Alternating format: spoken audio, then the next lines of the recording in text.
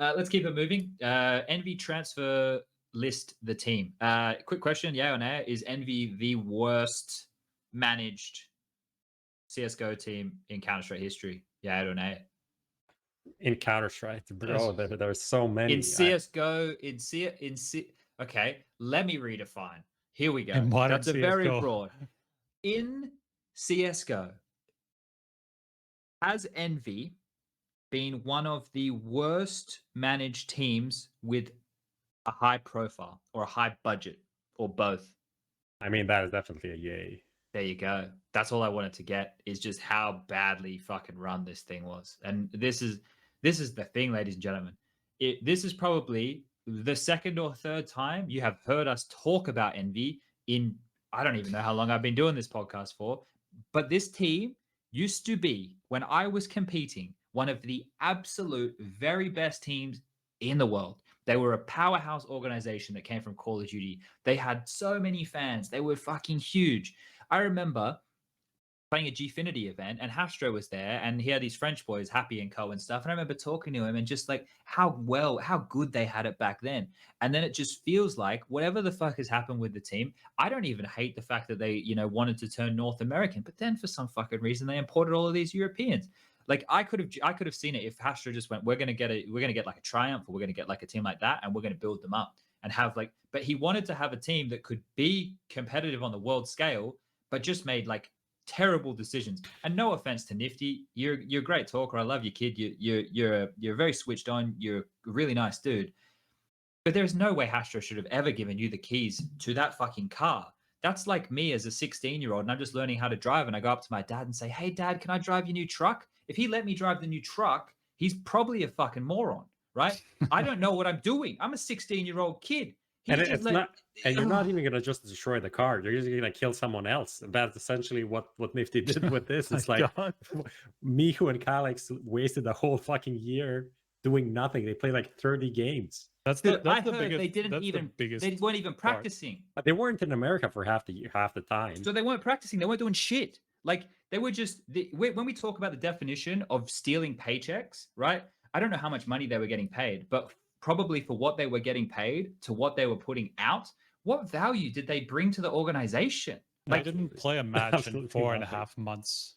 What the fuck, man? Like, this is the thing. This is the thing where I know it's really difficult in the Counter-Strike landscape to get good players because their buyouts are all fucking insane and salaries are huge. I understand all of that. And that's why I wouldn't have had any problems if Hastro decided he just wanted to go not grassroots, but just keep it within the bubble of North America. Like, that's a transition I can respect, right? I could definitely go, yeah, we were once the top of the charts in Counter-Strike, back when it was kicking off in the heyday, blah, blah, blah. But now we're a North American organization and we want to focus on North America in the future. Dude, I'll fucking toe that line any day of the week. You could sell that to me. Hastro's a great talker. I love the guy. He's a really nice dude. But in this situation, they've really dropped the ball. And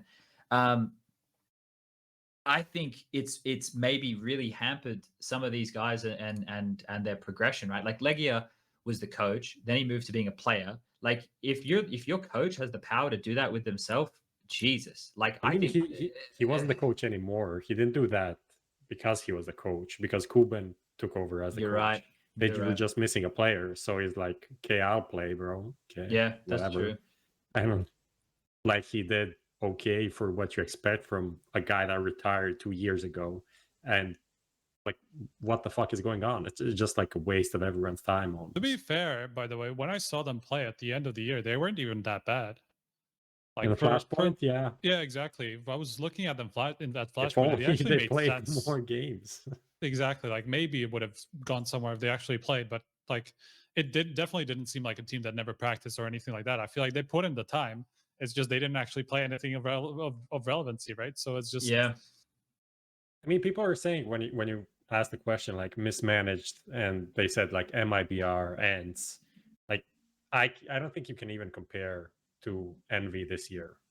Any of those teams, like probably those not. Teams still had exposure, brought in like brand deals, like and surely signed a bunch of deals based just on Alu, like the whole Red Bull commercial, whatever thing that just insta-locks you Red Bull probably, and insta-locks 50k euros in a year or whatever. I don't know. something. I don't know how much they would get for like being a Finnish team that is kind of small, but at the same time, meme big, whatever. But they brought in something.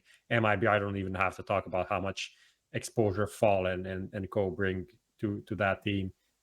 Envy, like, is anyone buying fucking nifty jerseys, or is like someone, I don't know what they brought, like absolutely nothing. So from that point of view, it's incomparable. And this as well, right? So they played in Flashpoint. I don't know what else they played in, but And nothing. The new lineup literally didn't play for like 3 months after it was like announced or something. So put this in perspective. They're a partner Flashpoint team, right? They're a partnered Flashpoint team. I'm pretty sure, or they were. So I think they were, yeah. Hastro paid for that roster lots of money to compete in one tournament. They played throughout the year, obviously, and they played in the previous Flashpoint as well. So it's not like they didn't play anything throughout the year, but like the latter half of the year, they literally just played Flashpoint. Yes. Yeah, it's just like you paid the prize money of the teams that placed on the podium. That's what he did. You paid. That was it. Ugh, I thought it was also awkward that enjoying your money. Thank you very much.